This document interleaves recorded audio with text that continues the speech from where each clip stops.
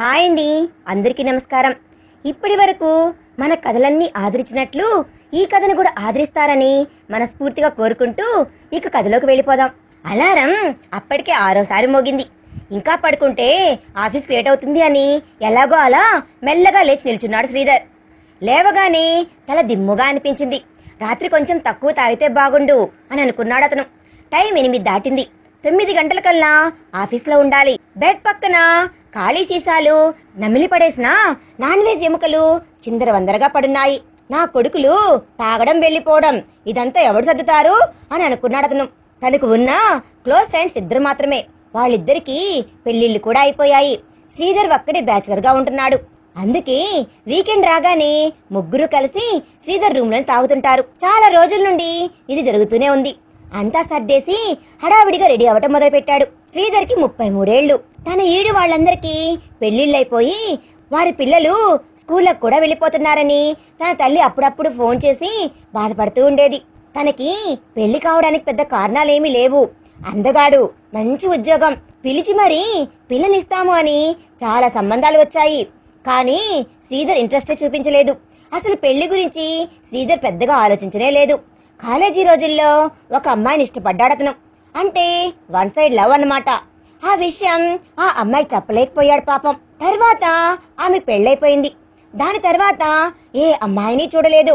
ఎవరైనా అమ్మాయి తనతో పరిచయం పెంచుకోవాలి అని చూసినా అవాయిడ్ చేస్తూ ఉండేవాడు. దీనితో తన జీవితంలో మరో ప్రేమ కథ లేకుండా పోయింది. ఆఫీస్కి వెళ్ళడం, ఇంటికి రావడం, ఇంటికి వచ్చి టీవీ చూడడం, మొబైల్ ఫోన్తో గడపడం, వీకెండ్ మాత్రం ఫ్రెండ్స్తో ఎంజాయ్ చేయడం, నెల జీతం రాగానే సగం జీతం ఊర్లో ఉన్న అమ్మా నాన్నలకు పంపడం, మిగతాది తన ఇష్టానికి ఖర్చు పెట్టుకోవడం. కొన్ని సంవత్సరాలుగా ఇదే రొటీన్గా జరిగిపోతుంది. అయితే శ్రీధర్ ఎప్పుడు బోర్గా ఫీల్ అవ్వలేదు. నిజానికి తనకి ఈ జీవితం చాలా ఈజీగా, హాయిగా కూడా ఉంది. తన ఫ్రెండ్స్ పెళ్లి చేసుకుని పడే పాటలు చూసి నవ్వుకుంటూ ఉండేవాడు.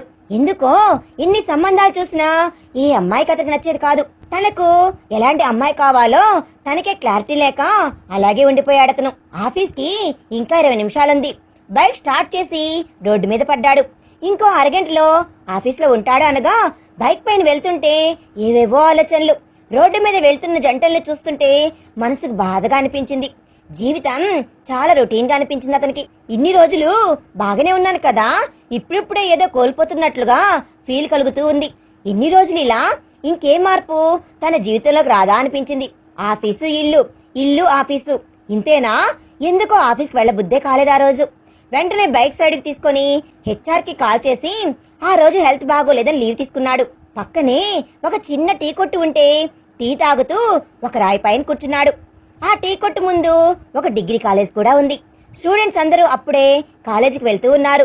సరదాగా జోకులు వేసుకుంటూ ఎంజాయ్ చేస్తున్న వాళ్ళని చూస్తుంటే జీవితంలో ఏదో కోల్పోయినట్లు అనిపించింది అతనికి. తను క్లాస్ టాపర్ కావడానికి ఎప్పుడు పుస్తకాలతో ఎలా కుస్తీ పట్టేవాడో అతనికి గుర్తుకు వచ్చింది. ఎప్పుడు పుస్తకాలే లోకం కావడంతో ఎవరితోనూ ఎక్కువగా మాట్లాడేవాడే కాదు. క్లాస్ ఫస్ట్ రావడమే తన చిన్నప్పటి నుండి తనకున్న ధ్యేయం. ఎప్పుడైనా రాకపోతే తల తీసేసినట్లుగా ఉండేది అతనికి. ఇంటర్లో జిల్లా ఫస్ట్ వచ్చాడు. అదే బీటెక్ లో కూడా కంటిన్యూ అయిపోయింది. తనకు ఫ్రెండ్స్ కూడా చాలా తక్కువ. ఎవరితోనైనా మాట్లాడినా చదువు గురించే మాక్సిమం మాట్లాడుతూనే ఉండేవాడు. దీంతో సబ్జెక్ట్ లో ఏమైనా డౌట్స్ వచ్చిన వాళ్ళు తప్ప ఎవ్వరు ఎక్కువ మాట్లాడేవారు కాదు. అలాంటి టైంలోనే కీర్తన్ని చూశాడు. కీర్తన తనకి జూనియర్. చాలా అందంగా ఉంటుంది. అందానికి తగ్గట్లు హుందాగా కూడా ఉంటుంది. తెలివైన పిల్ల, బాగా చదివేది కూడా. ఎంతో మంది ఆమెతో మాట్లాడటానికి తెగ ప్రయత్నించేవాళ్ళు. అందరితోనూ ఆమె మొహమాటం లేకుండా చక్కగా మాట్లాడుతుండేది.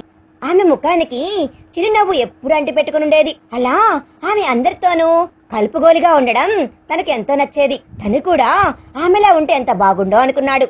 కానీ చిన్నప్పటి నుండి అలవాటైన స్వభావం ఎలా మారుతుంది ఇప్పుడు? బహుశా అదే ఆమెతో ప్రేమలో పడేటట్లు చేసిందేమో అనుకున్నాడు. ఆమె చనువుని చూసి చాలా మంది ప్రపోజ్ చేశారు. సున్నితంగా అందరినీ తిరస్కరించింది. చాలా మందికి ఆమె ఒక డ్రీమ్ గర్ల్. శ్రీధర్ కూడా ఆమెతో ఒక్కసారి మాట్లాడితే చాలు అనుకునేవాడు. చిన్నప్పటి నుండి ఇంట్రోవర్ట్ గా పెరగడంతో ఎవరితోనైనా కొత్తగా పరిచయం పెంచుకోవాలంటే తన వల్ల అయ్యేదే కాదు. ఇంకో విషయం ఏమిటి అంటే ఆ అమ్మాయి వాళ్ళ ఇల్లు శ్రీధర్ ఇంటి దగ్గరే అయినా కూడా కనీసం పేరు కూడా పరిచయం చేసుకోలేకపోయాడు అతను.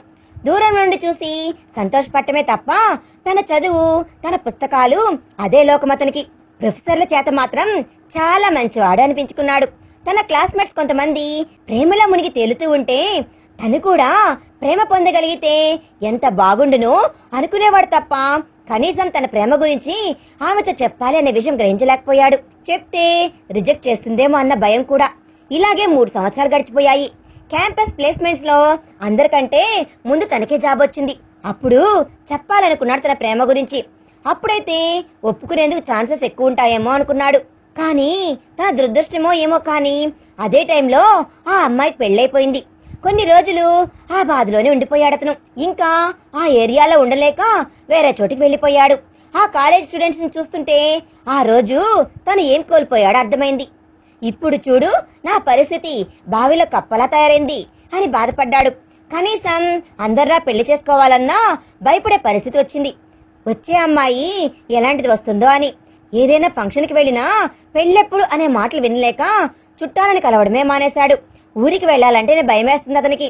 లైఫ్ అంతా ప్రశాంతంగానే ఉన్నా జీవితంలో ఏదో శూన్యం ఆవరించినట్లు అనిపించింది.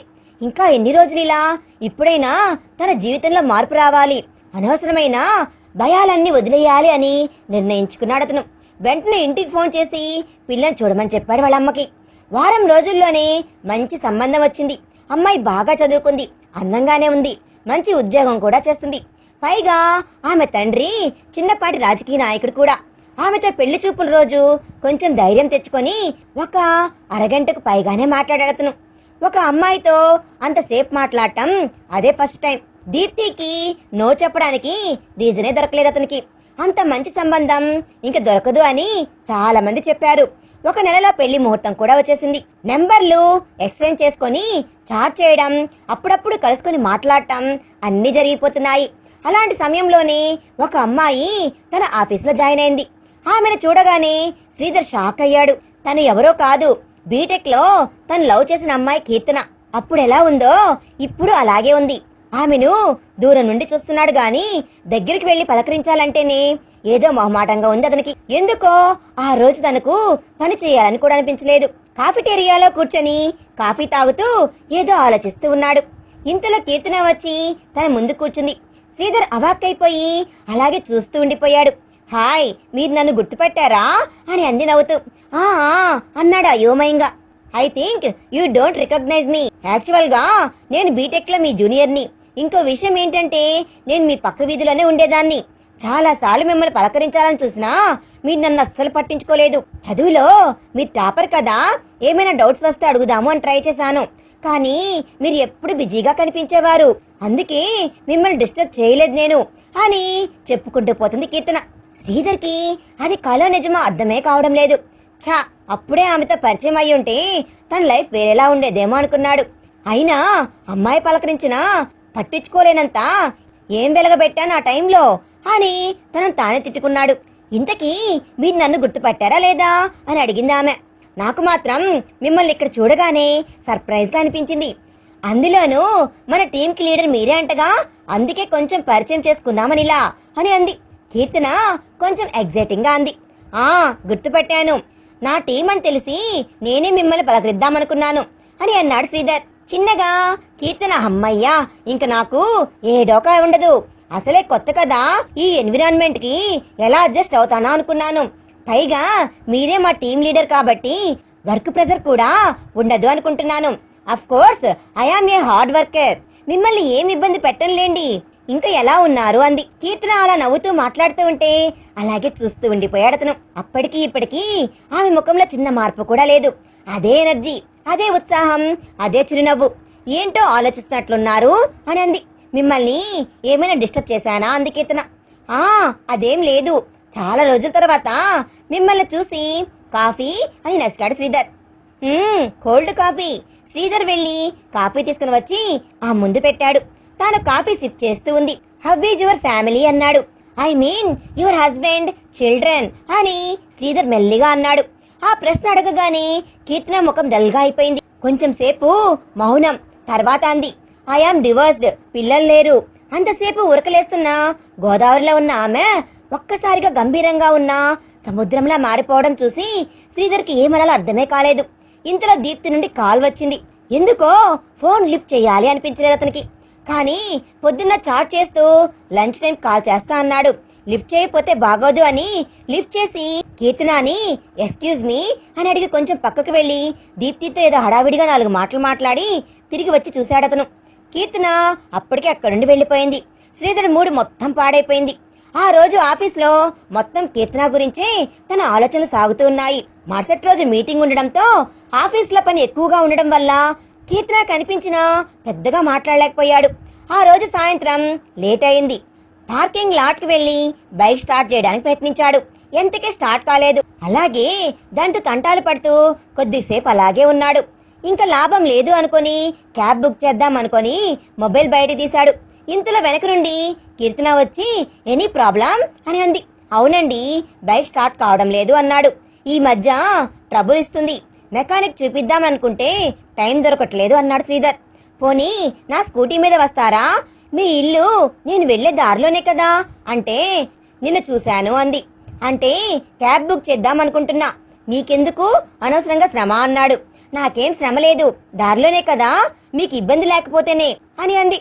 నాకేం ఇబ్బంది లేదు, మీకే ఏమన్నా ఇబ్బందేమో అని. నాకలాంటి అనవసరం ఇబ్బందులేమీ లేవులేండి, అయితే పదండి అని అప్పుడు యత్నంగా అన్నాడు శ్రీధర్. చల్లని గాలిలో ఒక అమ్మాయి బైక్ పైన అలా వెళ్తూ ఉంటే శ్రీధర్ మనసు గాలిలో తేలిపోతున్నట్లు అనిపించింది. కీర్తన పర్ఫ్యూమ్ వాసన ఆ ఫీలింగ్ ని ఇంకా ఎక్కువ చేస్తుంది. కానీ నీకు పెళ్లి ఫిక్స్ అయింది, ఇలాంటి కుదరవు అన్న వార్నింగ్ ఇచ్చినట్లు దీప్తి నుండి వాట్సాప్ మెసేజ్ వచ్చింది. వేర్ ఆర్ యూ అని. On the way to home అని రిప్లై ఇచ్చాడు. వై లేట్ అని అడిగింది. హెవీ ఆఫీస్ వర్క్ అన్నాడు. ఆర్ యు నాట్ డ్రైవింగ్ అని అంది. Yeah my bike got trouble అని అన్నాడు. ఓహ్ ఇన్ క్యాబినా అని అంది. శ్రీధర్ కి ఇంక చాట్ చెయ్యాలి అనిపించలేదు. Yeah my mobile battery is very low, call you after reaching home అని ఆ చాటింగ్ అక్కడితో ఆపేశాడు. కీర్తనతో ఏదైనా మాట్లాడాలి అనిపించింది. కానీ ఎలా మొదలు పెట్టాలో అర్థమే కావడం లేదు. ఎవరితోనో చాటింగ్ చేస్తున్నట్టున్నారు కదా అని అంది కీర్తన. ఆ ఫ్రెండ్తో అన్నాడు. ఓహ్ అవును, మీ ఆవిడిని నాకు పరిచయం చేస్తారా అని అంది. ఈ ఏరియా కొత్త కదా, మీ ఆవిడ్ని పరిచయం చేస్తే మేమిద్దరం ఫ్రెండ్స్ అవుతాం, ఎవరూ పరిచయం లేక ఒకటే బోర్ కొడుతుంది అని అంది కీర్తన. అంటే నాకింకా పెళ్లి కాలేదు అని నసిగాడు శ్రీధర్. వాట్, ఇంకా పెళ్లి కాలేదా అంది. అదేంటండి ఏదో తప్పు చేసినట్టు అట్లా అంటున్నారు అని అన్నాడు.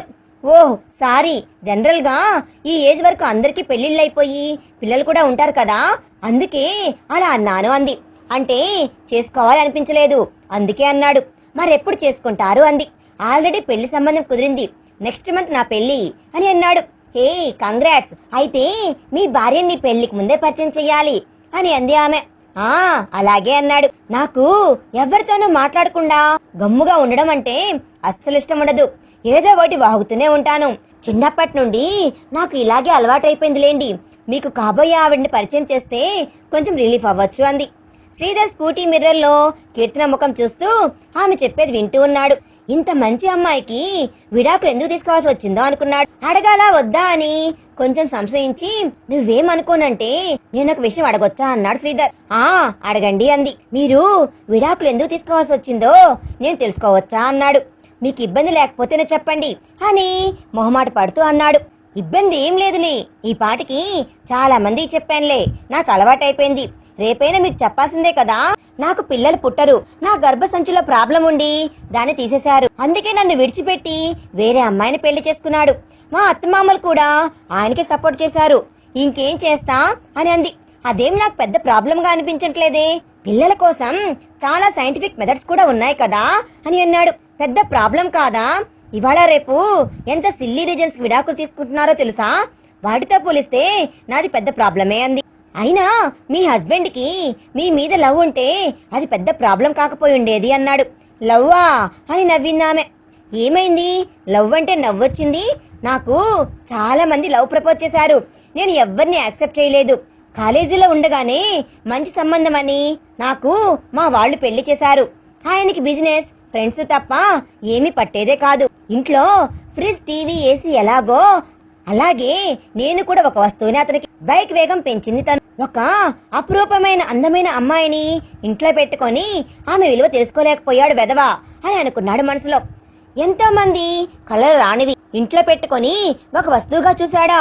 ప్రేమించే హృదయం అందరికీ ఉండదు కదా. దేవుడికి ఎవరికి ఏమి ఇవ్వాలో తెలియదు. ఇలా ఏదో ఆలోచిస్తూ ఉన్నాడు. ఇంతలోని శ్రీధర్ ఇల్లు వచ్చేసింది. శ్రీధర్ ఈ లోకంలోకి వచ్చి ఇక్కడ సైడ్గా ఆపండి అన్నాడు. బైక్ దిగి థ్యాంక్స్ చెప్పాడతను.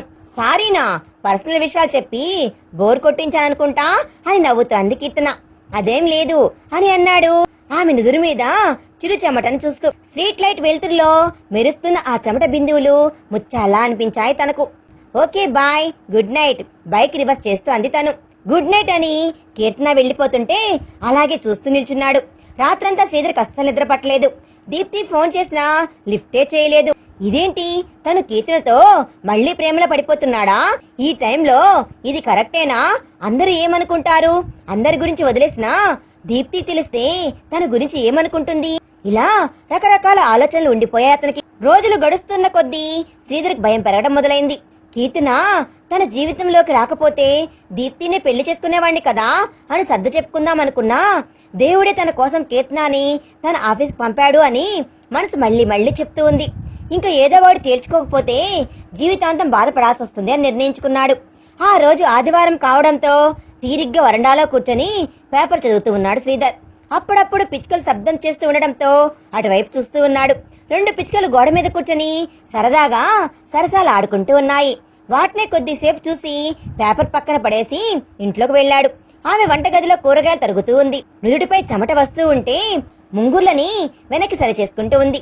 ఆ టైంలో ఒక చేయి తిరిగిన చిత్రకారుడు ఎంతో శ్రద్ధతో వేసిన పెయింటింగ్ లా కనిపించింది. ఆ దృశ్యం కావద్దు అనుకొని వెంటనే మొబైల్ ఫోన్ తీసుకొని ఆమెను దూరం నుండే ఫోటో తీశాడు. కీర్తన అతని వైపు చూసింది. ఏం చేస్తున్నావు అంది. ఏం లేదు, నా ఏంజల్ ని ఫోటో తీస్తున్నాను అన్నాడు శ్రీధర్. అబ్బో అనంది తన టమాటాలు తరుగుతూ. వెంటనే వెళ్ళి ఆమె వెనక నుండి వాటేసుకున్నాడు. ఏంటండి ఇది అని అంది ఆమె ఇబ్బంది పడుతూ. ఏం, నా భార్యను నేను వాటేసుకుంటే తప్ప అంటూ ఇంకా బలంగా హత్తుకున్నాడు. ఇంతలో కాలింగ్ బెల్ మోగింది.